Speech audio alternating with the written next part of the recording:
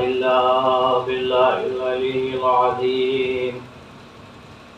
أعوذ بالله من الشيطان اللعين الرجيم. بسم الله الرحمن الرحيم. الحمد لله رب العالمين، والصلاة والسلام على سيدنا المرسلين وخاتم النبيين مولانا أبي القاسم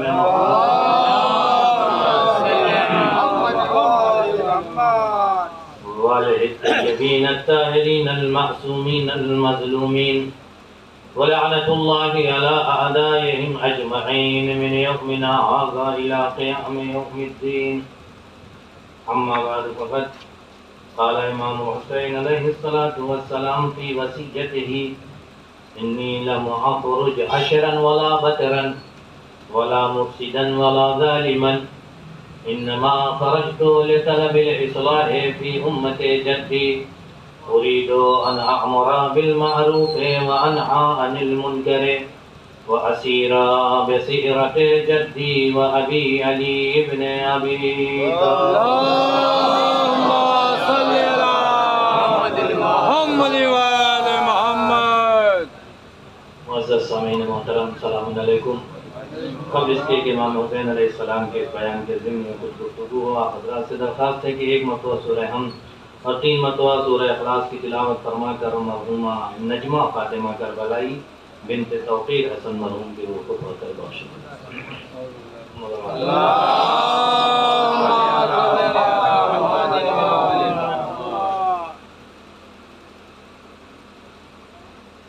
محرم کی آمد ہے اور تقریباً ہر جگہ استقبالیہ جو پروگرام ہوتے ہیں محرم کے وہ شروع ہو چکے ہیں.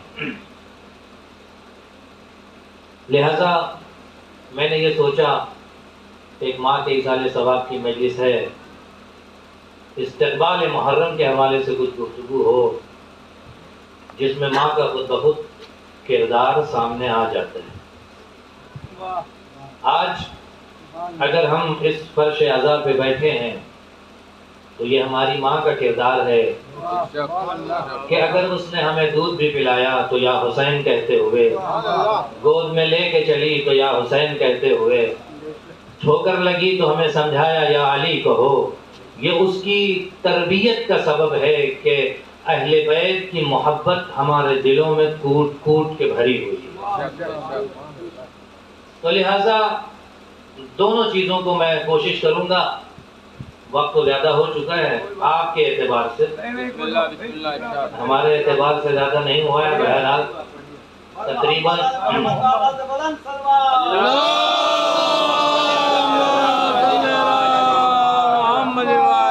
کوشش کروں گا کہ بات بہت طولانی نہ ہو جائے، اور جیسا کہ پتہ چلا کہ آپ مجلسوں میں مجلسیں سنتے ہوئے چلے آ رہے ہیں. لیکن مقدمتاً میں چند باتیں کر کے پھر پلٹتا ہوں امام حسین علیہ السلام کے اس بیان پر.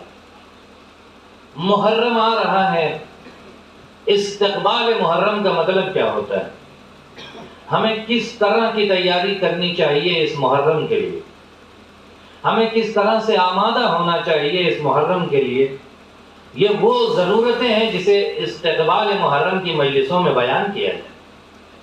ٹھیک ہے بزرگ جانتے ہیں، لیکن بچوں کے لیے ضروری ہے کہ یہ بتایا جائے کہ محرم کوئی کہانی، داستان یا تاریخ کا معمولی حصہ نہیں ہے. محرم کا اہتمام الگ ہے، محرم کا انتظام الگ ہے. کربلا ہے ہی ایک ایسی چیز کی جس کی کائنات میں دوسری کوئی مثال نہیں ہے. ہم سمجھتے ہیں کہ کربلا ایک تاریخ ہے، ٹھیک ہے آپ تاریخ میں اسے جوڑیے، لیکن اس تاریخ کا انداز بالکل نرالا ہے. دنیا کی تمام تاریخیں کاغذ اور قلم کے ذریعے سے لکھی جاتی ہیں. کربلا کی تاریخ نہ کاغذ پہ لکھی گئی نہ قلم کے ذریعے سے لکھی گئی. کربلا کی تاریخ کو حسین ابن علی نے اپنے لہو سے لکھا، کسی کاغذ پہ نہیں لکھا، مومنین کے قلوب پہ لکھا. تبھی تو پیغمبر نے کہا انا لقتل الحسین حرارتا فی قلوب المومنین لا تبردوا ابدا. صلوات پڑھنا.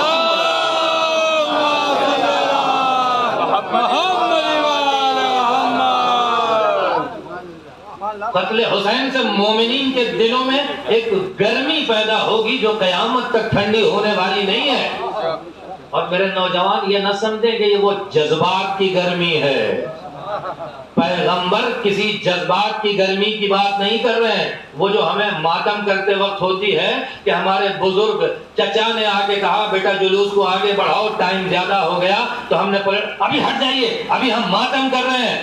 جو انسان اپنے چچا کی عزت نہ کر سکے، جو اپنے چچا کی عزت نہ کر سکے، وہ حسین کا ماتم کیا کرے گا؟ حسین کا ماتم ہمیں تربیت سکھاتا ہے، حسین کا ماتم ہمیں جینے کا سلیقہ سکھاتا ہے، فرش ازا ہمیں اٹھنے بیٹھنے کا طریقہ سکھاتی ہے۔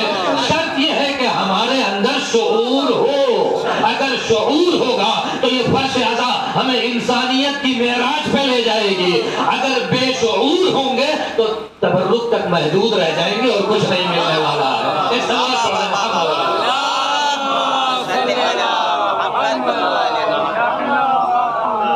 کیوں اہداف و مقاصد ہے کربلا میں، معمولی چیز نہیں ہے۔ حسین ایک مشن لے کے چلے ہیں، ایک ہدف ہے ان کا، ایک مقصد کے تحت چلے ہیں۔ تو حسین کو پتا تھا کہ دنیا بعد میں انگلیاں اٹھائے گی کہ یہ نہ جانے کیوں گئے، تخت و تاج کے لیے گئے، حکومت کے لیے گئے، اسی لیے وصیت نامے کے تحت ان تمام اٹھتے ہوئے سوالوں کا گلا حسین نے اپنے ہاتھوں سے گھونٹ دیا اور آواز دی، وہ وصیت نامہ جو آپ نے اپنے بھائی محمد حنفیہ کو دیا۔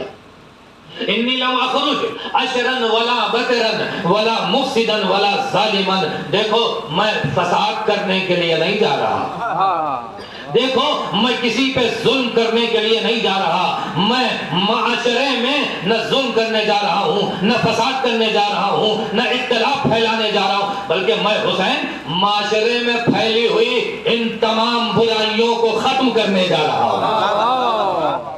اب حسین کا مقصد سمجھ میں آ رہا ہے نا، معاشرے میں پھیلی ہوئی برائیوں کو، معاشرے میں پھیلی ہوئی نیتا گیریوں کو، معاشرے میں پھیلی ہوئی گنڈا گردیوں کو، معاشرے میں پھیلی ہوئی سیاستوں کو حسین کا کام تھا ختم کرنا۔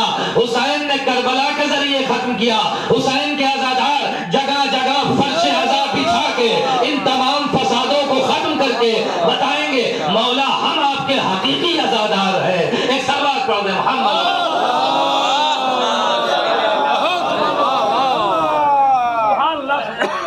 میں فساد پھیلانے نہیں جا رہا، تو پھر میری فرش ازا کے ذریعے سے فساد کیسے پھیل سکتا ہے؟ اگر پھیل رہا ہے تو پتہ کرو کوئی دوسری پارٹی کا آدمی گھس گیا ہے، اگر پھیل رہا ہے تو پتہ کرو کوئی دوسری پارٹی کا، اس لیے کہ حسین کا ماننے والا اختلاف پھیلاتا نہیں ہے، اختلاف کو ختم کرتا ہے۔ لہذا پتہ کرنا پڑے گا، حسین گئے تھے اختلاف کو ختم کرنے، حسین کا ماننے والا کسی کمزور پہ ظلم کر دے، حسین کا ماننے والا تو جو ظلم کرتا ہے اس کے مقابلے میں کھڑا ہوتا ہے۔ حسین کا ماننے والا کیسے کسی پہ ظلم کر سکتا ہے؟ یہ تو ظالم کا مخالف ہے، یہ تو مظلوم کا حمایتی ہے۔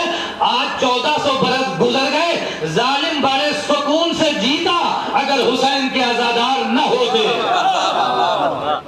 ظالم آج بے چین ہے، ظالم آج پریشان ہے، وہ کہیں ظلم کرتا ہے، حسین کا عزادار جہاں ہے وہیں سے ہاتھ اٹھا کے بتاتا ہے ہم ظالم کے خلاف ہیں۔ اور یہی وجہ ہے کہنے کے لیے دنیا میں 56 یا 57 اسلامی ممالک ہیں، لیکن ظالم کو نہ جانے کیوں ڈر ایران سے لگا رہتا ہے،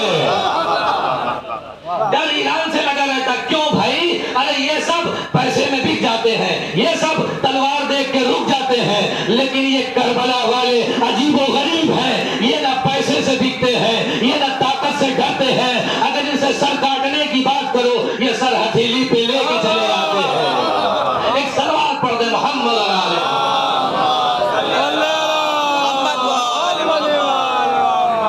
لہذا حسین کا ماننے والا کبھی ظالم نہیں ہو سکتا، نہ ظالم کا سپورٹر ہو سکتا ہے۔ حسین کا ماننے والا نہ معاشرے میں فساد پھیلائے گا، نہ فسادیوں کے ساتھ رہے گا۔ یہ ٹیم الگ ہے، حسین کی ٹیم الگ ہے۔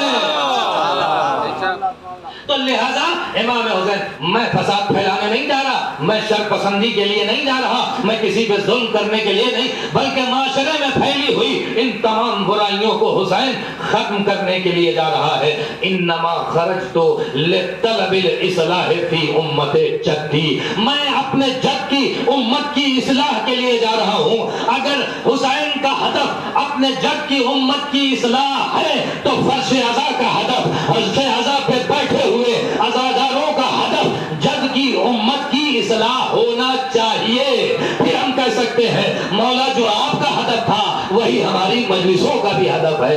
ایک صلوات پڑھ دیں محمد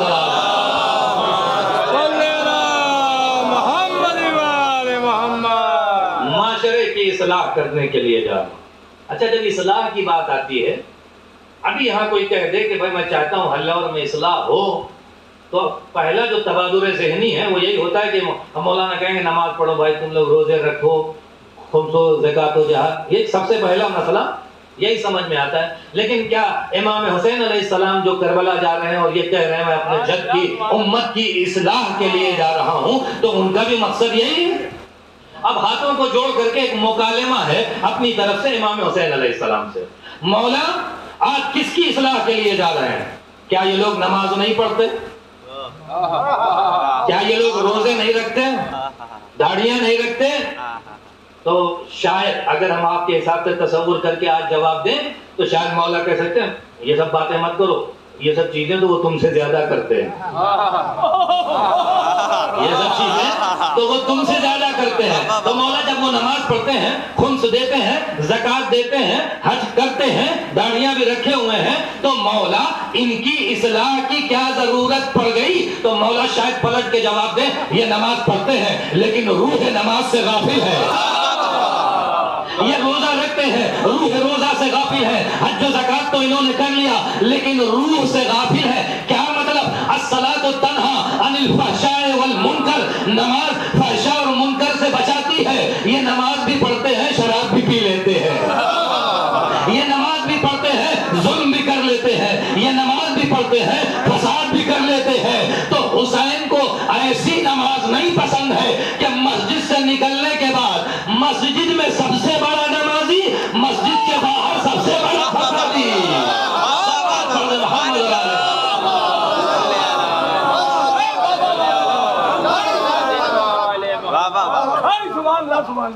حسین کو ایسی نماز نہیں پسند ہے کہ بارگاہ الہی میں تو نماز ہو رہی ہے، نماز سے باہر نکلے فتنہ شروع۔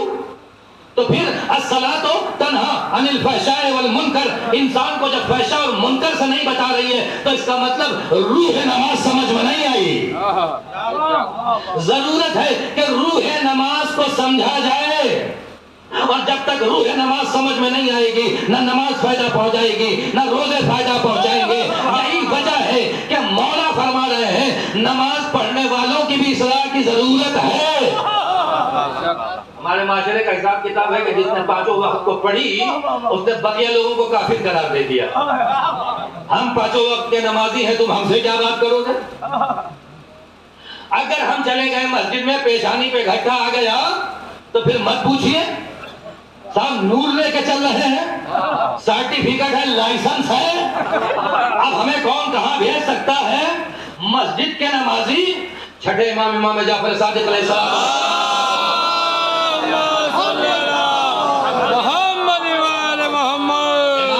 تم ان کے لمبے لمبے سجدوں پہ مت جاؤ، یہ جو دیر تک مسجد میں بیٹھتے ہیں ان کو دیکھ کے گمراہ مت ہو جانا۔ امام کہنے یہ ایک جملہ میرا ہے کہ اب دیر تک مسجد میں نہ بیٹھیں گے تو کیا کریں گے؟ اب تو ریٹائر ہو گئے ہیں، اب ریٹائر ہو گئے، گھر میں بیٹھے ہیں تو بیوی نہیں بیٹھنے دیتی، اب کہاں بیٹھیں گے؟ مسجد میں تو جا کے بیٹھیں گے۔ تو امام کہتے ہیں ان کے لمبے لمبے سجدوں پہ مت جاؤ، ان کی لمبی لمبی عبادتوں پہ مت جاؤ، ان کے پیشانیوں پہ پڑے ہوئے گھٹوں پہ مت جاؤ، بلکہ یہ دیکھو کہ جب یہ مسجد سے باہر نکلتے ہیں، جب یہ مارکیٹ میں آتے ہیں تو ان کا کردار کیا ہے، ان کا اخلاق کیا ہے؟ اگر مارکیٹ میں کردار و اخلاق صحیح ہے تو یہ سچے نمازی ہے۔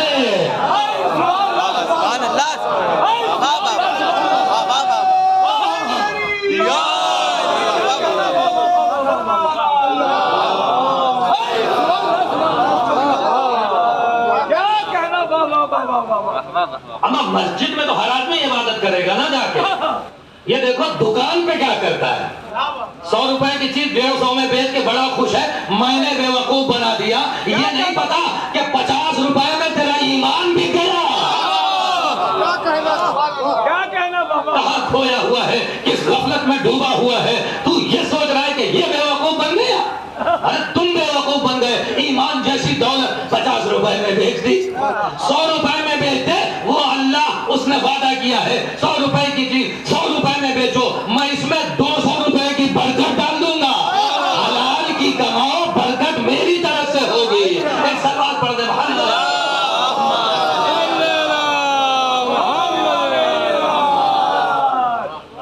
لہذا اصلاح کے لیے جا رہے ہیں. اصلاح ہر ایک کی ضروری ہے. ہم یہ نہ سمجھ لیں کہ مولوی ہو گئے ہمارے برابر کوئی نہیں. ہم یہ نہ سمجھ لیں کہ ہم نے امامہ لگا لیا, اب یہ لوگ ہمارا کیا مقابلہ کریں. ہمارا دین سکھاتا ہے کہ جتنا پڑھتے جاؤ اتنا سر جھکاتے جاؤ. تم سر جھکاؤ گے, میں خدا وعدہ کرتا ہوں کہ تمہیں سر بلند کروں گا. لیکن ہماری سیرت کیا ہے, جب تو بھائی آپ ہم سے بات کر رہے ہیں, آپ کو پتہ ہے میں کتنے سال سے ایران میں ہوں.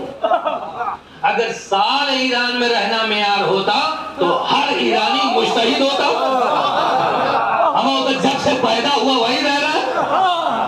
تو رہنا معیار نہیں ہے, آپ نے جا کے کیا کیا ہے یہ معیار ہے. اور اگر آپ ثمردار درخت ہیں تو جھوکیں گے. تو دین ہمارا یہ کہتا ہے کہ سر جھکا کے چلو, ہم تمہارا سر اٹھائیں گے.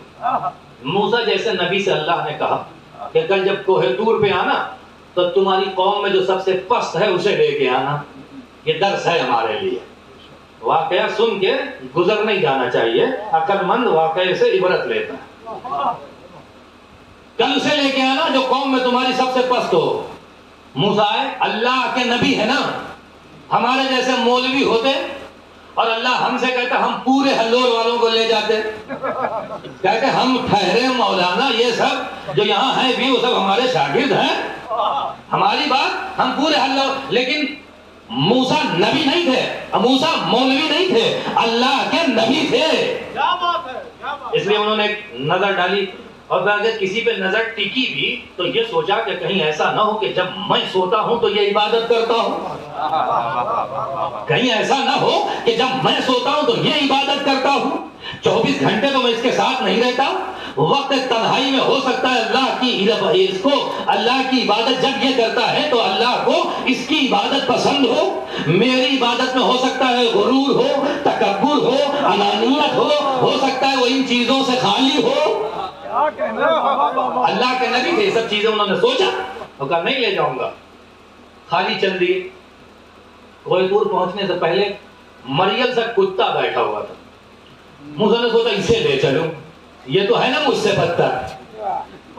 پھر ایک مرتبہ اللہ کے نبی کو خیال آیا کہ جانور بھی اللہ کی عبادت کرتے ہیں, کہیں ایسا نہ ہو کہ عبادت خدا میں اتنا مریل ہو گیا ہو اسے کھانے پینے کی فکر نہ ہو, فقط عبادت الہی کی فکر ہو. یہ سب اللہ کے نبی سوچتے ہیں, ورنہ ہم بلا وجہ بھی ایک گمہ اٹھا کے اس کو رسید کرتے ہیں یہاں پڑا ہوا ہے. ارے بھائی راستہ چلے جاؤ, پڑا ہے پڑا رہنے دو, بلا وجہ کیوں جانوروں کو اذیت کرتے ہو. لیکن اللہ کے نبی یہ سوچ کے چلے گئے. موسیٰ لائے نہیں کسی کو. ہمارے معبود کوشش تو بہت کی, لیکن جس پر بھی نظر ڈالی وہ ہم سے پست ملا ہی نہیں. اے میرے اللہ, وہ مجھ سے یہ کون کہہ رہا ہے؟ اولو العزم پیغمبر کہہ رہا ہے. ہمارا معیار دیکھیے, ٹوپی شیروانی سے ہی مزاج نہیں ملتا ہمارا. امامہ لگ گیا تو پھر اللہ ہی خیر کرے. یہ اللہ کے نبی ہے. پروردگارہ کوئی ملا نہیں. جسے بھی سوچا یہ سوچا کہ کہیں تیری بات. موسیٰ راستے میں کتا ملا تھا, ہاں پروردگارہ وہ ملا تو تھا, لیکن میں نے سوچا کہیں تیری عبادت میں وہ بھی مشغول ہو کے کھانے پینے کی فکر سے ہٹ گیا ہو اور یہ اس کی کیفیت ہو گئی ہو. ہم موسیٰ اگر اس کتے کو بھی لے آئے ہوتے نا تو تمہاری نبوت باطل کر دیتا. اللہ کا قانون دیکھیے, ہم کتنا غافل ہیں. مومنین کو نہ جانے کیا کیا سمجھ لیتے ہیں. اللہ کہتا ہے جتنے اندر ہو اتنے ہی باہر رہو. کوشش مت کرو کہ کسی پہ غالب آ جاؤ. تم اپنا سر جھکاؤ, میری اطاعت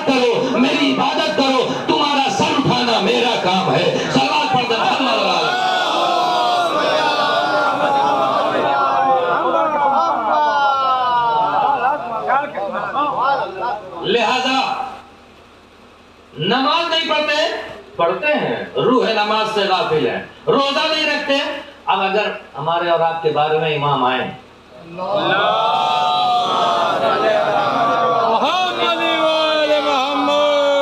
اور ایک جملہ وہ بڑھا دیں تو ہمیں برا تو ضرور لگے گا، لیکن توجہ کرنے کی ضرورت ہے۔ جس طرح سے امام نے کہہ دیا یہ نماز تو پڑھتے ہیں، روح نماز سے غافل ہے، تو کہیں ہمارا بارہواں آ کے یہ نہ کہہ دے یہ عزاداری تو خوب کرتے ہیں لیکن روح عزا سے غافل ہے۔ مولا روح عزا کیا ہے؟ کہ روح عزا یہ ہے کہ معمولی انسان کو تبدیل کر کے علیہ السلام بنا دیتی ہے۔ روح عزا یہ ہے کہ تاریکی اور ظلمت میں ڈوبے ہوئے انسان کو لا کے نور میں بٹھا دیتی ہے۔ روح عزا یہ ہے کہ بگڑے ہوئے انسانوں کو بھی فرش عزا پہ بیٹھنے کی توفیق ہو جائے تو اسے انسانیت کی معراج پہ پہنچا دیتی ہے۔ لیکن ان چیزوں کا اہتمام ہونا چاہیے۔ ہمارے یہاں مذہب میں کوئی بھی ایسا انجیکشن نہیں ہے آج لگائیں گے کل وہ والی ہائیبریڈ والی لوکی اتنی بڑی سے اتنی بڑی ہو گئی، ہم آپ بے ایمان تھے انجیکشن لگایا مکمل ایمان ہو گئے، ایسا کچھ نہیں ہے ہمارے یہاں۔ ایمان پانے کے لیے ہمیں سیرت پیش کرنا پڑے گا، کردار پیش کرنا پڑے گا، ہمیں بتانا پڑے گا کہ جس امام کا نام لے کے زندگی کرتے ہیں اس امام کی سیرت پہ بھی چلتے ہیں۔ اگر ہم سیرت پہ چلنے لگے تو نہ ہمیں دنیا روک سکتی ہے نہ زمانہ روک سکتا ہے۔ ہماری سیرت بتائے گی کہ کائنات میں ہمارے مقابل میں کوئی نہیں ہے۔ ایک صلوات پڑھ دیں محمد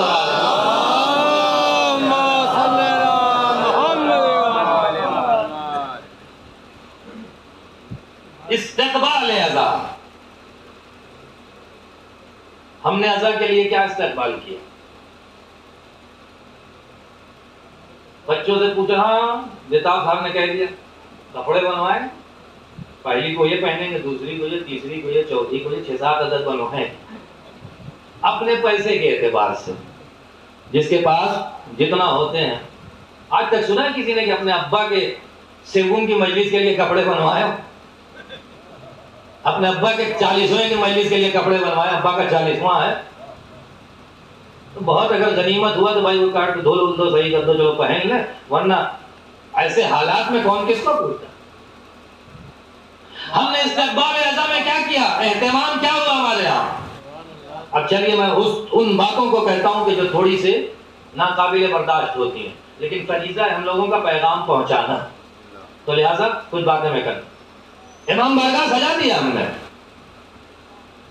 علم، تازیہ، پٹکا، سب ایک دم معاملہ الحمدللہ جیسا ابا سجاتے تھے اس سے بہتر سجا دیا، اہتمام کر دیا۔ فرش عزا بچ گئی ہے، 10 مجلسیں ہوں گی، 10 مجلسیں پڑوسی کے یہاں بھی ہوں گی، انہوں نے 9 بجے رکھی ہے، ہم نے 9:15 بجے رکھی ہے، لیکن 9 ہی بجے ہم بھی شروع کریں گے۔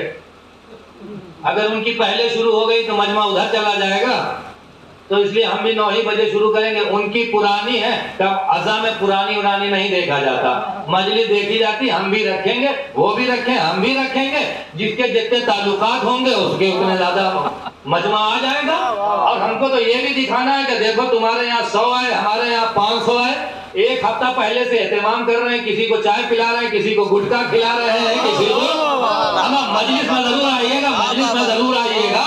یہ سب حسین کی محبت میں ہو رہا ہے یا اپنے پروگرام کی محبت میں ہو رہا ہے؟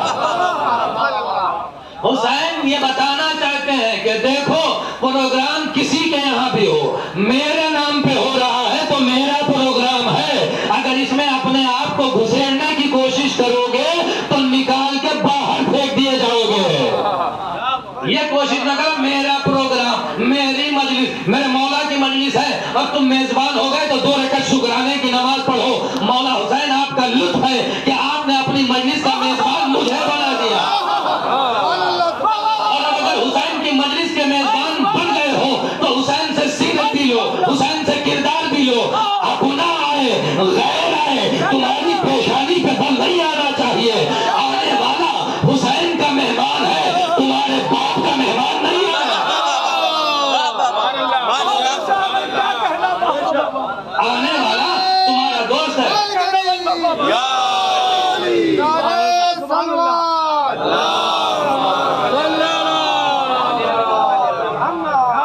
آنے والا تمہارا دوست ہے، آنے والا تمہارا دشمن ہے، ربط نہیں ہے، آنے والا حسین کا مہمان ہے۔ جیسے دوست کو عزت دیا ایسے ہی دشمن کو عزت دو۔ اپنی لڑائی اپنی جگہ ہے، یہ فرش عزا ہے، لڑتے ہوئے لوگ یہاں متحد ہوتے ہیں، یہ اتحاد کا پیغام یہاں سے نکلتا ہے، اتحاد کا پرچم یہاں سے اٹھتا ہے، وفاداری ہم یہاں سے سیکھتے ہیں، ایمانداری ہم یہاں سے سیکھتے ہیں۔ میرے عزیزوں اور دوستوں، لفاظیوں میں بات نہ نکل جائے، جب تک کربلا کے ایک ایک اصول کو ہم عملی جامہ نہیں پہنائیں گے کربلا والے نہیں ہو سکتے۔ کربلا میں جا کے مر بھی جائیں نا تو کربلا والے نہیں ہوں گے، لیکن اسی حلون میں مر جائیں، حسین کی سیرت پہ عمل کریں، حسین کے کردار کو اپنا لائیں، حسین کربلا سے اٹھ کے یہاں آئیں گے، تو میرا عزادار تھا میں یہاں آ گیا۔ ایک سلوات پڑھ دے محمد۔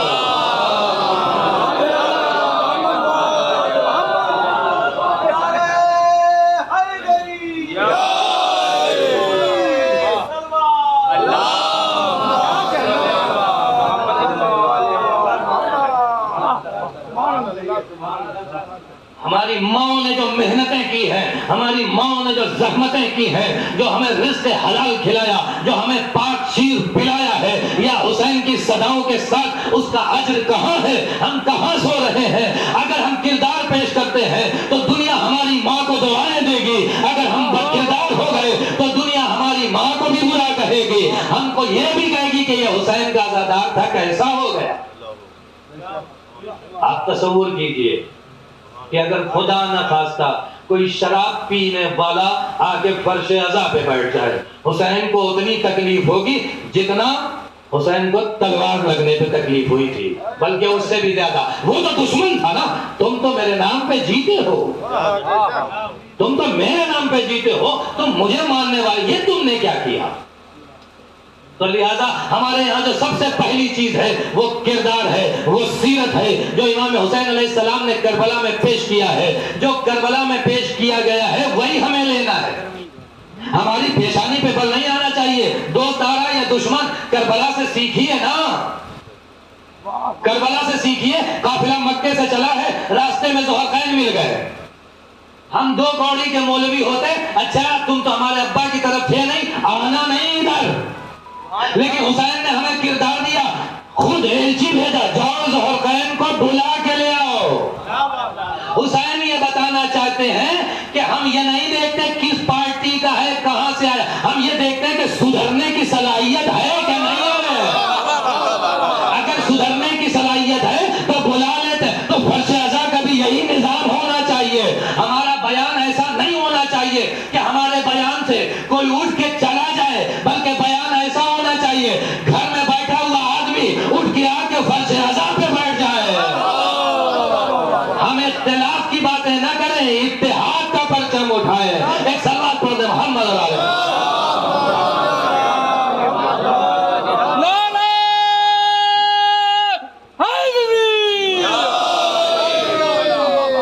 مولا حسین نے ذوالقرنین کو بلا لیا، وہب قلبی آؤ آؤ تم آ جاؤ، کوئی مسئلہ نہیں ہے۔ ہمیں ساری حدیں امام حسین نے اس وقت توڑ دی کہ جب دشمن کے لشکر سے ان کو بلا لیا۔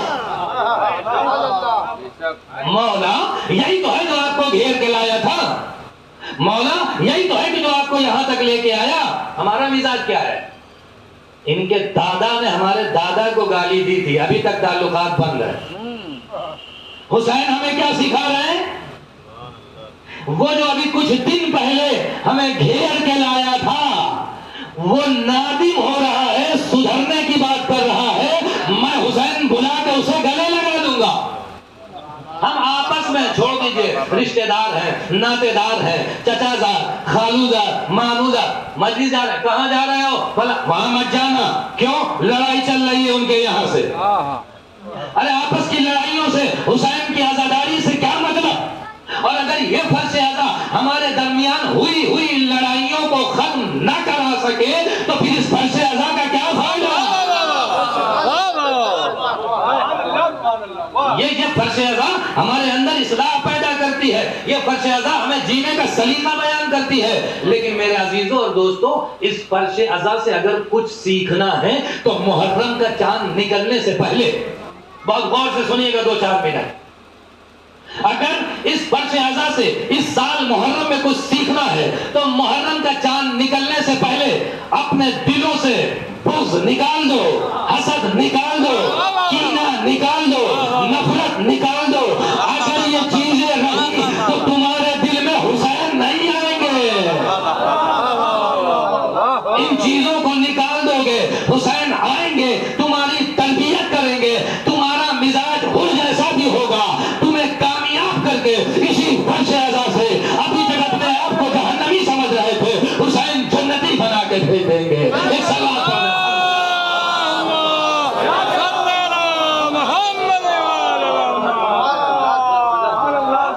فرش اعضا پہ دینے کے لیے حسین کے پاس بہت کچھ ہے، سلیقہ لینے کا ہونا چاہیے، ہم لے کتنا سکتے ہیں۔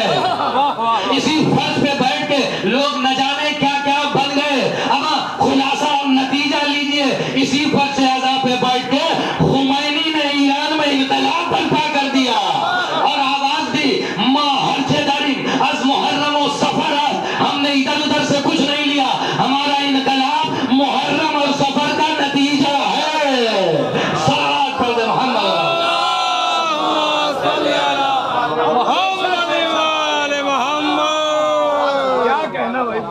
لیکن فرق کرتا ہے کہ آپ سیکھنے آئے ہیں یا نہیں آئے ہیں۔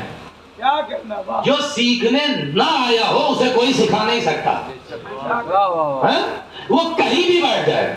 اما جو سیکھنا نہیں چاہتے تھے بزم رسول میں بیٹھے اور کچھ نہ سیکھ سکے۔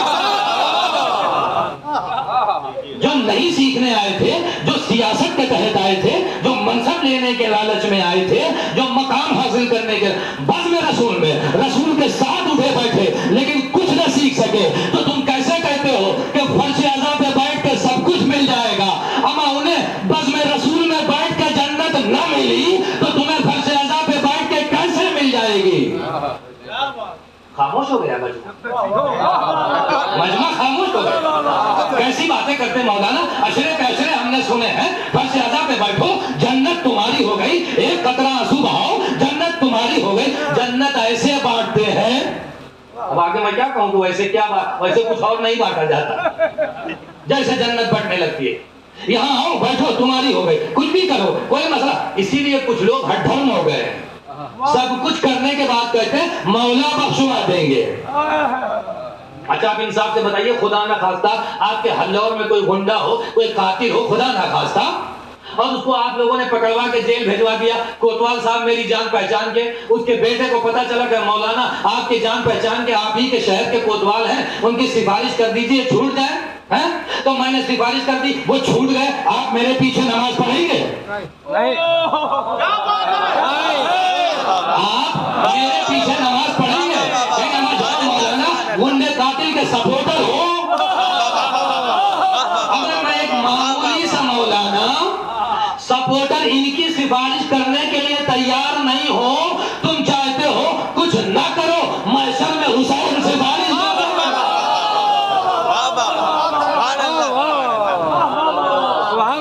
ہمیں ذہنوں میں بات نہ ہے۔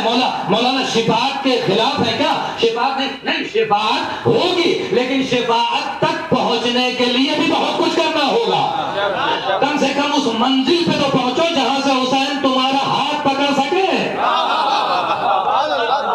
ورنہ یہ نفیس صاحب ٹیچر ہیں، جان پہچان میری ان کی، میرا لڑکا فیل ہو گیا ان کے اسکول میں پڑھتا تھا، میں نے نفیس صاحب ارے کچھ کیجئے بھائی، میرا لڑکا فیل ہو گیا۔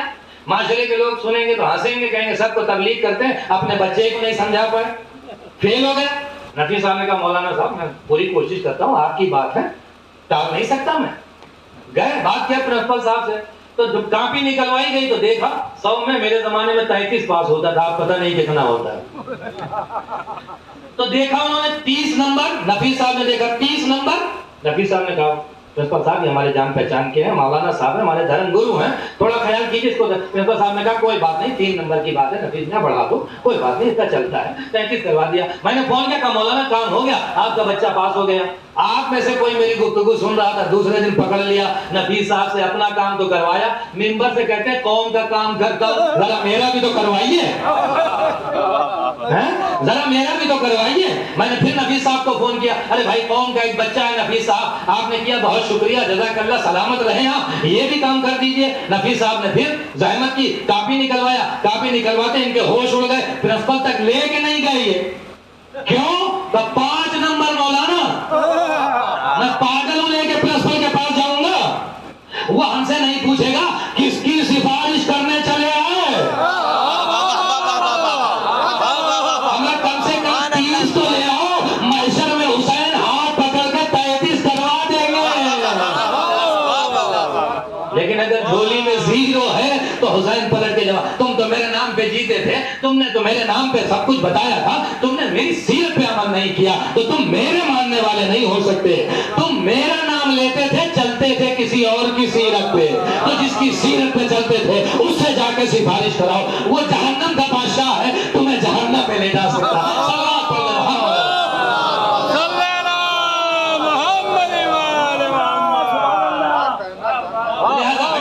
ان بغض و حسد اور کینے کو ہٹائیے. اگر آپس میں اختلاف ہے تو ختم کیجئے, محرم کا چاند نکلنے سے پہلے ختم کیجئے. روایت کہتی ہے کہ اگر 2 لوگوں میں اختلاف ہو جائے اور وہ 3 دن سے زیادہ چل جائے تو اسلام سے خارج ہے.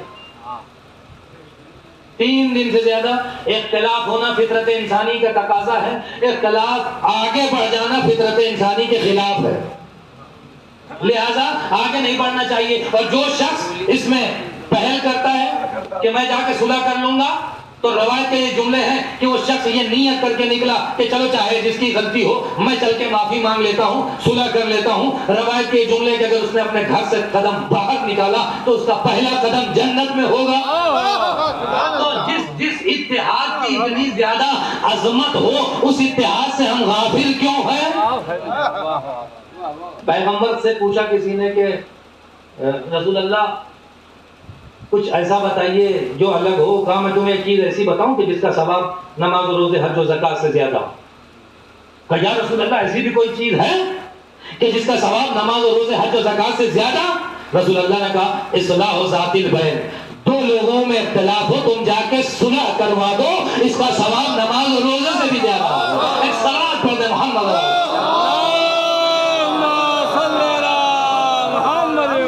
اب اپنا رشتہ دار, اپنا ناطے دار, اپنا بھائی, اپنا پڑوسی اختلاف ہے, محرم کا چاند نکلنے سے پہلے ختم کیجئے ان دشمنیوں کو, ان اختلاف کو ختم کیجئے. ورنہ امام حسین سے کیا کہیں گے, مولا آپ کا چاند نکلا, ہم اتنا بھی نہ کر سکے کہ اپنے دوست کو معاف کر کے ایک چھوٹا سا درس محرم کے استقبال کے لیے لے سکتے؟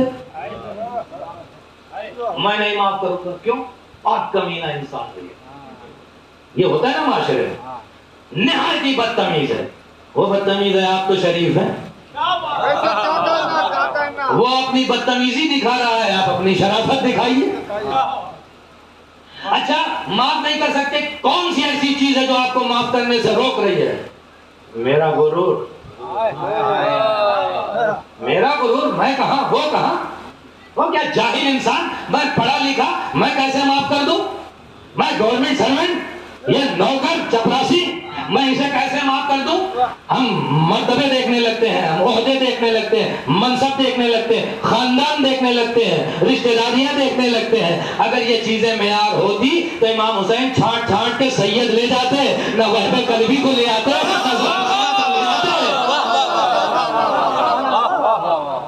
کربلا ہمیں یہی تو سکھا رہی ہے. یہ تعصب نکالو, یہ تعصب ہے, یہ غرور ہے جس کی وجہ سے معاف نہیں کر سکتے. اچھا میں مولوی آپ سے ہاتھ جوڑ کے کہہ رہا ہوں, آپ کسی وجہ سے غرور و تکبر کی وجہ سے نہیں معاف کر سکتے نا, حسین کے صدقے میں معاف کر دو.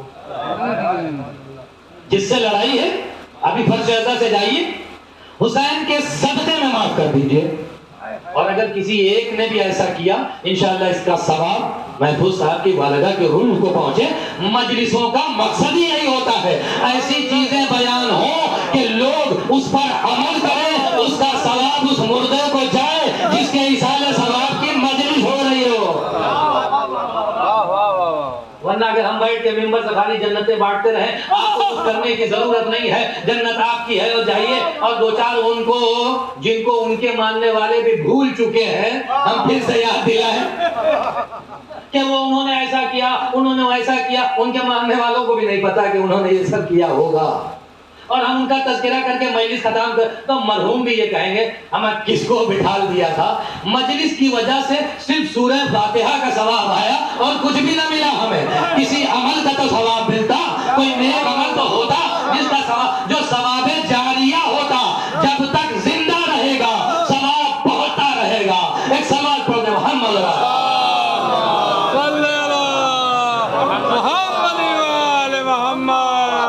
جب ہم لوگ کسی بچے سے بھی پوچھیں مولا سے محبت کرتے ہو؟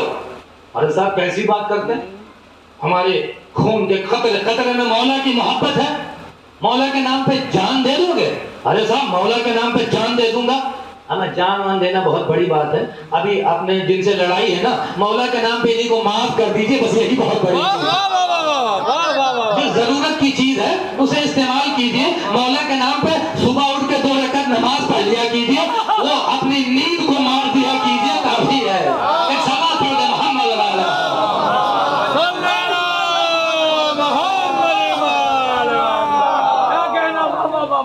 کربلا والے لمبی لمبی چھوڑتے نہیں، کربلا والے عمل کرتے ہیں، پھر دنیا ان کو القاب سے نوازتی ہے. تو لہذا ہمیں اس سیرت پہ چلنا ہے، ہمیں اس کردار کو لے کے چلنا ہے کہ جو ہمارے ائمہ اور معصومین نے ہمیں دیا ہے. آؤ ان چیزوں کو اپناؤ. کائنات کا کوئی بھی شخص تمہیں برا نہیں کہہ سکتا، لیکن اگر تم بے راہ روی کا شکار ہو گئے، تم نے اپنی انجمنوں کے ذریعے سے اختلاف پھیلایا، تم نے مجلسوں میں مار پیٹ کی، تو تم نہ صرف اپنے آپ کو بدنام کر رہے ہو بلکہ مجھ حسین کو بھی بدنام کر رہے ہو. دنیا تمہیں حسین کا نمائندہ سمجھتی ہے، دنیا تمہیں حسین کا سفیر سمجھتی ہے. اگر اپنی عزت کا خیال نہیں تو اپنے مولا کی عزت کا خیال کر کے اپنی مجلس و ماتم کو منظم کر لو. ایک سوال پڑھ دے محمد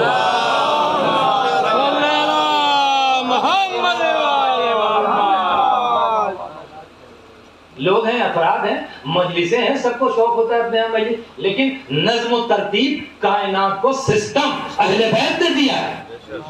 اور ہم افتخار ہے کہ اہل بیت کے ماننے والے ہیں، اور ہمارے یہاں سسٹم نہ ہو. ادھر سے انہوں نے مائک لگا دیا، ادھر سے انہوں نے مائک لگا دیا، ادھر سے انہوں نے مائک لگا دیا. ہو رہی ہیں 3 مجلسیں، سنائی نہیں پڑ رہی ایک بھی.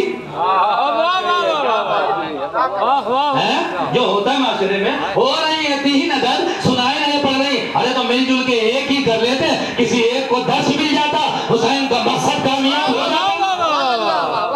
چلے نہیں آپ کی مجبوری ہے تو کم سے کم مائک ہٹا دیں، افراد مشخص کر لیں. بھائی 50 تو ان کے یہاں چلے جانا، 50 تو ان کے یہاں چلے جانا، 50 تو ان کے یہاں چلے جانا. ان کی بھی بات ہو جائے، ان کی بھی بات ہو جائے. خطیب کا بھی انتخاب کر لینا. ارے کچھ ایسا پڑھے جو مقصد حسین سے مطابقت رکھتا ہو. ایک سوال پڑھ دے محمد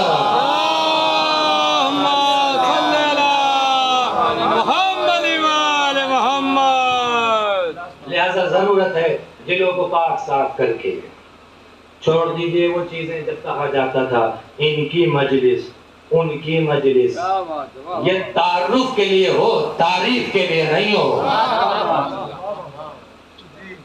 اکڑنے کے لیے نہیں ہے، ان کی مجلس. ہم تو وہاں جا رہے ہیں مجلس، ارے آئیے یہیں قریب میں ہو رہی ہے آپ کو. نہیں صاحب وہاں دیکھیں گے وہ تو کہیں گے کل کہا تھا انہوں نے. جو میں نے شروع میں مثال دی کہ کھلایا پلایا بھی تھا، وہ تو بتاتا نہیں نا کوئی. کل انہوں نے کہا تھا مجلس میں آئیے گا برا مان جائیں گے، تو پھر یہ انہی کی مجلس ہوئی، حسین کی مجلس نہیں ہوئی. آپ چلے گئے وہ خوش ہو گئے، حسین سے اس مجلس کا ربط نہیں ہے. حسین سے مجلس کا ربط کب ہوتا ہے؟ جب آپ بغیر پتہ کیے ہوئے کہاں ہو رہی، ہمیں جہاں بھی ہو رہی ہے، جو بھی پہلی جگہ مل گئی حسین کی مجلس ہے، بیٹھوں گا، سنوں گا، عمل کروں گا، ماتم کروں گا، گریہ کروں گا، نوحہ پڑھوں گا. یہی سب تو ہے جو ہماری زندگی کو، انسانیت کو معراج پہ پہنچاتے ہیں. ایک سوال پڑھ دے محمد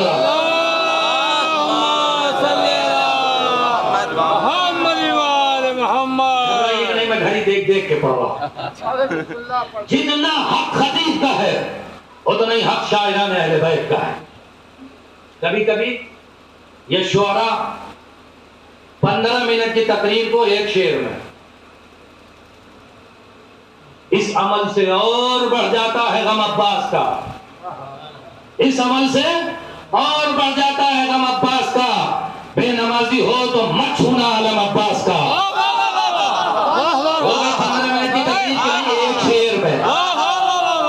ایک شعر میں 15 میں مقدمے باندھتا، میں ادھر لے جاتا ادھر لے جاتا، ایک شعر میں شاعر نے آسان کر کے ایک نوجوان کو دے دیا، دیکھو علم چوم کے آگے بڑھ جانے کی چیز نہیں ہے، علم پکڑ کے دعا مانگنے کی چیز ہے۔ مولا مجھے وفادار بنا دیجئے گا، مولا مجھے مطیع و فرمانبردار بنا دیجئے گا، مولا مجھے غدار مت بنائیے گا، علم کے صدقے میں وفاداری عطا کی۔ ایک ساتھ پڑھ رہا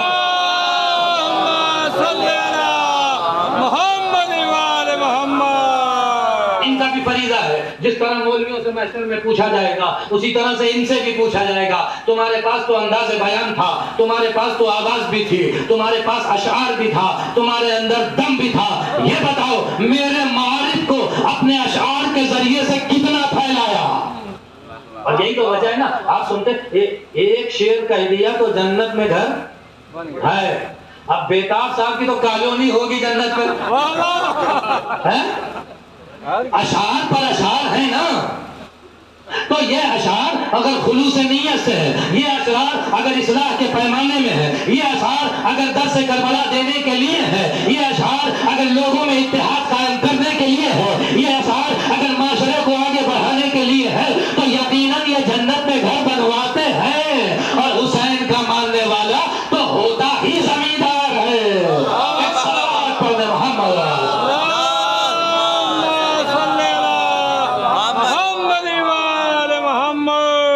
لہذا ہم سب کا فریضہ ہے، اور یہ لوگ کبھی کبھی ایسے مجمع میں پہنچ جاتے ہیں جہاں ہمارا گھسنا ناممکن ہے، ایسے مجمع میں یہ چلے جاتے ہیں، تو یہ اس وقت حسین کے سفیر مسلم ابن اوسجہ کی نسبت رکھتے ہیں۔ ایسے کوفے میں چلے گئے جہاں حسین نہیں جا سکے، وہاں جا کے کربلا کا پیغام دے کے آئے۔ کوئی کسی کو کربلا کا پیغام دینے سے روک نہیں سکتا، بس یہ شاعر کا ہنر ہونا چاہیے کہ اسی کی بات کو لے کے اسی کے سر پہ مارے، تاکہ اسے دین مذہب اور حقیقی سمجھ میں آ جائے۔ ایک صلوات پڑھ دے محمد۔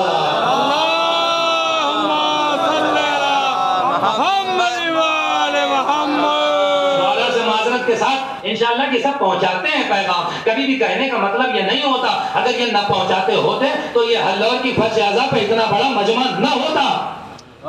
ہم یہ سوچیں کہ ہم ہی ہیں جو پڑھتے ہیں، تو آپ تو آج تک ہلور آئے نہیں تھے، یہ حسین کے عزادار کہاں سے آ گئے؟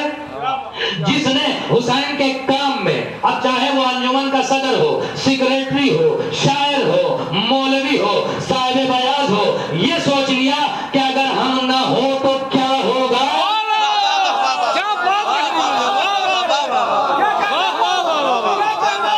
جس نے یہ سوچ لیا ہم نہ ہو تو کیا ہوگا، تو وہ تو گیا حسین کی نظروں سے، حسین کی نظروں سے گیا۔ اب معاشرے میں کودتا ہے، چاہے اشعار پڑھے چاہے تقریری پڑھے، حسین نے اپنی نظروں سے گرا دیا۔ حسین تو اسے اٹھاتے ہیں جو حسین کا نوکر سمجھے اپنے آپ کو، خدمتگزار سمجھے اپنے آپ کو۔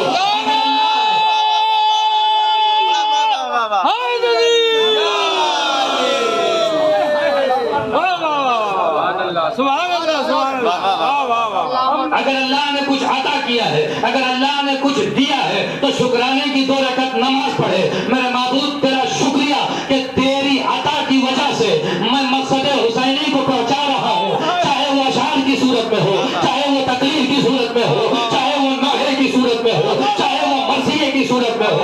حسین کے یہاں قید و شرط نہیں ہے، تمہاری نیت میں خلوص ہونا چاہیے، نیت میں خلوص ہے، حسین قبول کر لیں گے۔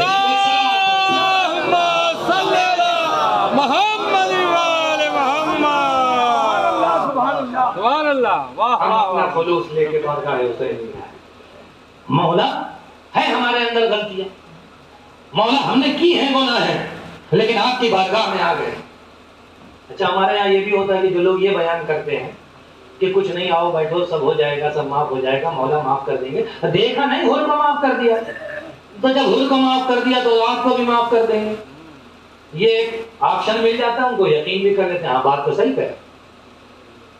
حر کو معاف کر لیا، آپ سنتے رہتے ہیں، لیکن کبھی یہ توجہ کیا کہ حسین حر جب بارگاہ حسین میں آ رہا ہے تو کن چیزوں پہ ٹھوکر مار کے آ رہا ہے؟ یہ وہی ساری چیزیں ہیں جو ہمیں حسین سے دور رکھے ہوئے ہیں، منصب کی لالچ، مقام کا لالچ، دولت کی لالچ، اقتدار کی لالچ، قدرت کی لالچ، ہمیں یہی سب چیزیں ہیں تو جو ہمیں حسین کے پاس جانے سے روکے ہوئے ہیں۔ حسین نے ان تمام چیزوں کو ایک جگہ ٹھوکر مار کے بتایا، حسین سے ملنا ہے تو ان تمام چیزوں کو ٹھوکر مارنی ہوگی۔ اور اگر ہم اتنا کر سکتے ہیں، اپنے غرور کو، اپنے گھمنڈ کو پامال کر سکتے ہیں تو حسین مل جائیں گے۔ اقتدار و منصب، کہیں مولانا آپ اقتدار و منصب، انجمن کا صدر بننے کے لیے مار ہو جاتی ہے، پیسہ خرچہ کرنے لگتے ہیں لوگ، کیوں؟ لوگ فلاں جگہ کی انجمن کے صدر ہیں آپ ہم کو نہیں پہچانتے، اتنا کہنے کے لیے نہ جانے کیا کیا کر ڈالتے ہیں۔ اب یہ منصب اور مقام وہ بھی حسین کے نام پہ، اس میں تو ذرا سی بھی کوئی نہ ریاکاری ہونی چاہیے نہ مکاری ہونی چاہیے، اس لیے کہ حسین خادم قبول کرتے ہیں، اس خادم کو قبول کرتے ہیں جس کے اندر خلوص ہو، ریاکاری مکاری کسی اور دربار میں جائیے، حسین کے دربار میں جگہ نہیں ہے۔ لہذا ان چیزوں، حر نے کیا کیا پامال کیا؟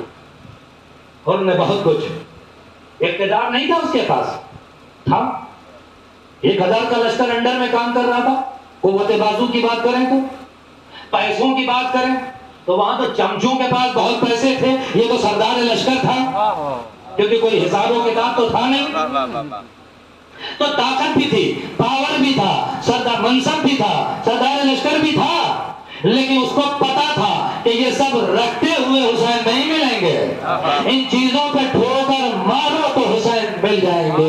ایک صلوات پڑھ دیں محمد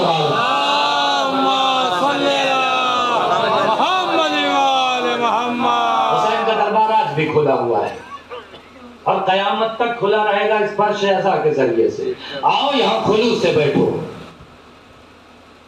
مولوی کو بیوقوف بنانا آسان ہے، حسین قلوب کے حالات کو جانتے ہیں، یہاں 2 نمبر کا کچھ نہیں چلے گا، یہاں خلوص دل سے چلے گا تو کام آئے گا، ورنہ جس کو دکھانے آئے ہو، جس کو بتانے آئے ہو، اس کے پاس پہنچ جائے گا، حسین کے پاس پہنچنے والا ہے۔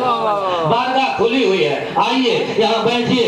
جب آنکھوں سے آنسو جاری ہونا، اسی لیے کہتے ہیں آنسوؤں کی بڑی عظمت ہے، آنکھوں سے آنسو جاری ہو اسی وقت دعا کیجیے، مولا ابھی تک بہت گناہ کیا ہے مولا، لیکن آپ کی فرش عزا پہ بیٹھے ہوئے ہیں، آپ کے غم میں رو رہے ہیں، آپ کو آپ کا واسطہ، کربلا کا واسطہ میری اصلاح کیجیے، میں کوشش کروں گا، آپ دست شفقت ہمارا سر پہ رکھ دیجیے، آپ کا دست شفقت آ جائے گا، ہماری کوشش ہوگی، ہم بھی کامیاب ہو جائیں گے۔ ایک صلوات پڑھ دیں محمد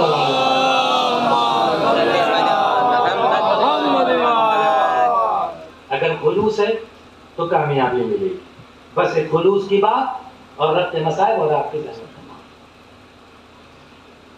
ایران میں خطیب گزرے ہیں علامہ کوثری، خمینی صاحب کے مخصوص خطیب، وہاں کوئی بھی پروگرام ان کے حسینیہ میں ہوتا تھا تو یہ پڑھتے تھے۔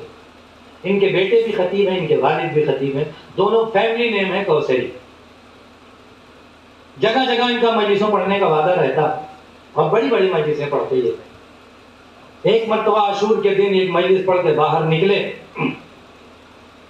ان کو دوسری جگہ پڑھنا تھا، پہنچنا تھا، گاڑی سامنے کھڑی تھی، بیٹھے جائیں وہاں پڑھیں، پھر وہاں پڑھیں، 3-4 مجلسیں ان کی بچی ہوئی۔ جیسے یہ باہر نکلے، ایک چھوٹی سی بچی نے آ کے دامن پکڑ لیا اور کہا کوثری، ہم بچوں نے ایک مجلس کا اہتمام کیا ہے، وہ آپ پڑھ دیجیے۔ تو بھائی ہم جیسا مولوی ہوتا تو کیا کہتا کہ ارے بیٹا بچوں کی مجلس تو کسی سے پڑھوا دو، ہمارا ٹائم ہے وہاں جانا ہے، ہم کو مجلس پڑھنا ہے۔ کوثری صاحب نے یہی جملہ کہا بیٹا میرے وعدے ہیں، مجھے فلاں جگہ جانا ہے، مجھے فلاں جگہ جانا ہے، ابھی مجلسیں پڑھنا ہے، تو لہٰذا میں نہیں پڑھ سکتا، کسی اور سے پڑھوا لو، بچوں کی مجلس ہے کوئی بھی پڑھ دے گا، اور عقل کا تقاضا بھی یہی ہے آدمی اپنے اعتبار سے۔ بچے نے کہا نہیں آپ پڑھیے، اصرار کیا، کہا نہیں بھائی میں نہیں پڑھ سکتا، مجھے جانا ہے۔ دامن چھڑا کے جیسے ہی پڑھنا چاہتے تھے بچی رونے لگی۔ اب جو بچی رونے لگی تو پلٹے، خطیب حسین کے معرفت تو آئی کہ تم رو کیوں رہی ہو؟ کہ میں نے بچوں سے وعدہ کیا تھا کہ آج کی مجلس کوثری سے پڑھواؤں گی۔ اب میں بچوں کو جا کے کیا جواب دوں گی؟ آپ تو میری مجلس پڑھ نہیں رہے۔ ہم نے اہتمام یہی سوچ کے کیا تھا کہ آپ سے پڑھوائی جائے گی، ہم زیادہ لوگ نہیں ہیں، 10-15 بچے ہیں، آئیے 5 منٹ پڑھ دیجئے پھر چلے جائیے گا۔ کوثری نے بچے کا ہاتھ پکڑا، چلو اچھا پڑھ دیتے ہیں، کوئی بات نہیں۔ گئے 5 منٹ کی مجلس پڑھی، مصائب پڑھا، چھوٹے چھوٹے بچوں نے گریہ کیا، آنسو بہایا، مجلس ختم ہو گئی۔ کوثری نے کہا اب مجھے جانے کی اجازت ہے؟ کہا نہیں، 2 منٹ بیٹھیے، چائے پی لیجیے جو تبرک کے طور پر ہے، چائے پی لیجیے جو تبرک کے طور پر ہے۔ اور پھر چائے پینے میں ٹائم لگتا ہے بھائی، میرے پاس تو ویسے ہی وقت نہیں ہے، یہ کہہ کے بچی ان کو چائے دے کر کے اور قند لانے چلی گئی۔ وہاں جو لوگ گئے زیارتوں پہ آپ سب نے دیکھا ہوگا چائے کا دستور ہوتا ہے۔ بچی قند لانے چلی گئی، کوثری صاحب نے چائے کو منہ میں لگا، محسوس ہوا چائے ٹھنڈی ہے، پیا نہیں، جلدی سے کنارے گرا دیا۔ بچی آئی تو کہا بس میں چل رہا ہوں، جلدی سے خدا حافظ، کچھ کہا نہیں۔ وہ بچی سمجھی کہ چائے پی لیا ہے۔ کوثری صاحب چلے گئے، کوثری گئے، دوسری مجلس پڑھا، تیسری مجلس پڑھا، چوتھی مجلس پڑھا، آئے اعمال کیا، لیکن جب بعد میں سوئے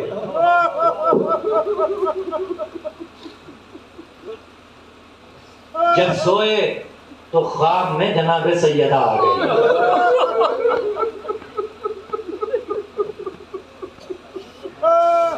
کوثری آج ہم نے تمہاری ایک مجلس قبول کر رہی۔ شہزادی کون سی مجلس؟ وہ جو خمینی صاحب کے سامنے پڑھی؟ نہیں۔ وہ جو فلاں حسینیہ میں پڑھی؟ نہیں۔ وہ جو فلاں جگہ پڑھی؟ نہیں۔ شہزادی پھر کون سی؟ تو وہ جو بچوں کے درمیان پڑھی۔ دیکھا آپ نے خلوص کی کتنی عظمت ہے، اہل بیت کے نزدیک کتنا زیادہ عظمت ہے۔ کوثری وہ جو تم نے بچوں کے درمیان پڑھی وہ مجلس ہم نے تمہاری قبول کر لی، اس لیے کہ بچوں نے بڑے خلوص سے کی تھی۔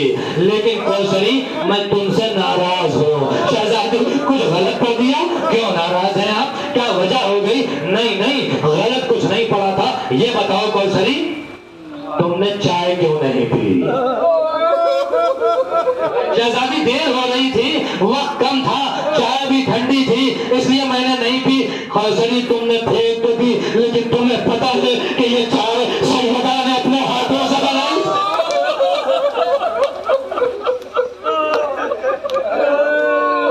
جب ہمارا خلوص شامل حال ہونا تو حسین کی پہلو شکستہ ماں آ جاتی ہے بس میں۔ اے عزادارو، یہ مجلس ایک ایصال ثواب کی ہے، اس مومنہ کی ہے جس نے عاشور کے گنبد توڑا، مولا کی بارگاہ میں پہنچی ہوگی۔ مولا ہم وہاں ماتم کرتے تھے، مولا ہم وہاں فاقہ رکھتے تھے، مولا ہم آپ کی بارگاہ میں شاید مولا حسین نے اپنے ہاتھوں سے آپ کو کوثر پلایا ہوگا۔ آؤ میری عزادار، آؤ میری کنیز، میں تمہارا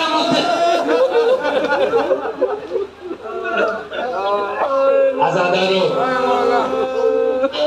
اس ماں کی مجلس ہے جس نے تربیت کے طور پہ ایک نمونہ چھوڑا ہے جو آپ کے سامنے موجود ہے۔ مولانا محفوظ صاحب جن کی بہت سی باتوں سے میں آگاہ ہوں، بہت زیادہ میرا کلاس وغیرہ میں سپورٹ کرتے ہیں۔ اے میرے عزیزوں اور دوستو، عالم بن جانا آسان ہے لیکن عالم باعمل بننا مشکل ہے۔ اور اگر اس نعمت سے کوئی سرشار ہے تو وہ اپنی ماں کو دعائیں دے، اس لیے کہ باعمل بننے کے لیے ماں کی تربیت ضروری ہوتی ہے۔ ارے کیا ذکر کرے اس حسین کا جس کی تربیت سیدہ نے کی ہو۔ اے عزادارو، ماں کے ایصال ثواب کی مجلس ہے، بس کچھ مسائل جناب سیدہ کے حوالے سے سن لیجئے اور آپ کی زحمت کو تمام کرتا ہوں۔ وقت تھوڑا زیادہ لگ گیا، میں معافی چاہتا ہوں آپ سے، لیکن مسائل میں کمی نہیں ہو سکتی۔ عزیزو بس مسائل کو چند سن لیجئے۔ جناب سیدہ وہ عظیم خاتون پیغمبر سمجھا کے گئے تھے، دیکھو یہ ناراض ہو گئی تو میں ناراض ہو جاؤں گا، دیکھو اس کو راضی رکھنا، دیکھو اس کے دروازے پہ سلام رکھنا۔ لیکن لوگوں نے دروازے پہ سلام کیا کرنا، آگوں لکڑیاں لے کے پہنچ گئے۔ تاریخ آپ کی نظروں کے سامنے ہے عزیزو، میں بہت زیادہ تفصیل میں نہیں جاؤں گا، لیکن مجھے سہارا لے کے بہت کچھ پڑھنا ہے. اے عزیزو آگو لکڑیاں, کیا تم اس گھر میں آگ لگا دو گے جس میں حسنین رہتے؟ ہاں ہاں, ہم اس گھر میں آگ لگا دیں گے. پتہ چلا جب انسان کو منصب کی لالچ ہو جائے تو پھر دین سمجھ میں نہیں آتا. سیدہ کے گھر میں آگ لگ گئی. اے عزادارو, پوچھتے در سیدہ کھڑی ہو گئی, میں ابو الحسن کو نہ جانے دوں گی. اب وہ تاریخ کے جملے, در و دیوار کے درمیان میں اس رسول کی بیٹی کس کے رہ گئی؟ حصہ اسما, میری مدد کرو, میرا محسن شہید ہوگا. اجرکم اللہ. آپ کی آوازیں بلند ہو گئی. پروردگارا ان آوازوں پر رحمت نازل کر جو غم حسین میں بلند ہوتی ہے. اے عزادارو, ابھی آپ محرم بھر مجلسیں کریں گے نا, ہر مجلس میں سیدہ اپنے لال کا پرسہ لینے کے لیے آئیں گے. لیکن آج جو میں مصائب پڑھ رہا ہوں نا, یہ سیدہ کے مصائب ہے. آج حسین پرسہ لینے کے لیے آپ وہاں پڑھتے ہیں نا, سنتے رہتے ہیں خطیبوں سے نا, پہلو شکستہ ماں پرسہ لینے کے لیے. آج پہلو شکستہ ماں نہیں, ارے تیروں میں پرتا جسم ہے, زخمی ہے, حسین ہے جو ماں کا پرسہ لے.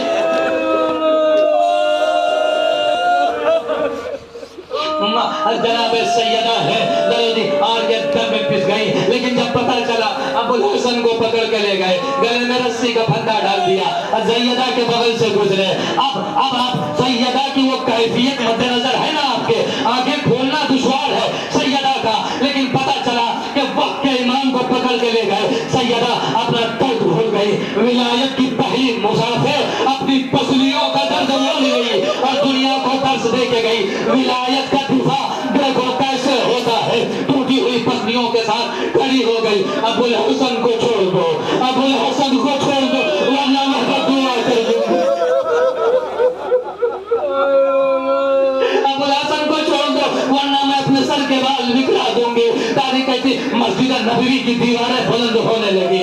سیدہ سیدہ, علی نے ادھر سے کہا, اے سیدہ بد دعا نہ کرنا. لوگوں نے ماحول دیکھا, لوگوں نے سیدہ کو غیظ و غضب میں دیکھا, علی کو چھوڑ دیا. سیدہ نے علی کا ہاتھ پکڑا. اے علی, آپ کو تکلیف تو نہیں ہوئی؟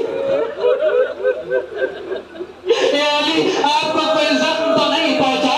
ہاتھ پکڑ کے لے کے گھر میں چلی گئی. اب یہاں ہاتھ جوڑ کے جناب سیدہ سے کہوں گا, شہزادی پسلیاں ٹوٹ گئی ہے, شہزادی محسن شہید ہو گیا ہے, شہزادی آپ بہت مصیبت میں ہے, لیکن یہ شہزادی اپنے وقت کے امام کو واپس بچا تو لائی. ارے کربلا میں آئیے, ثانی زہرا ہے, بچانے کے لیے تیلہ زینبیہ تک آئی. لیکن جو منظر زینب نے دیکھا, خدا کسی بہن کو نہ دکھائے. تاریخ کہتی بھائی کا گلا کٹ رہا تھا,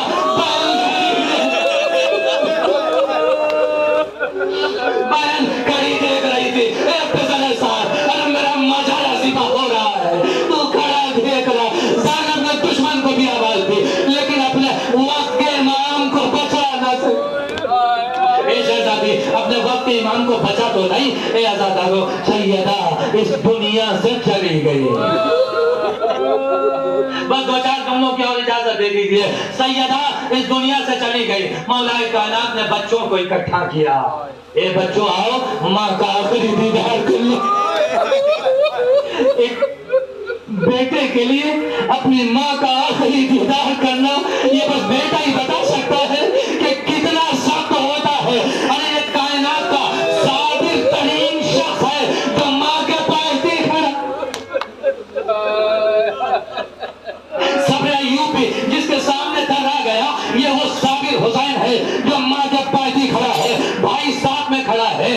تاریخ میں دو طرح کی باتیں کی گئی ہے, میں دونوں پہ اشارہ کر دیتا ہوں. ایک یہ کہ امام حسین نے کہا اماں جب تک نہ بلائیں گی حسین نہیں آئے گا, لیکن یہ روایت میرے زیادہ سمجھ میں نہیں آتی. علامہ شیخ توسی اپنی کتاب میں لکھتے ہیں کہ دونوں بھائی پائیدی کھڑے ہو گئے, ماں کے قدموں کو آہستہ آہستہ ہاتھوں سے سہلا رہے تھے. اماں آپ اس دنیا سے چلی گئی. جملہ سنیے گا عزادارو, اے اماں آپ اس دنیا سے چلی گئی. اماں آپ کی ملاقات نانا سے ہوگی نا, اماں نانا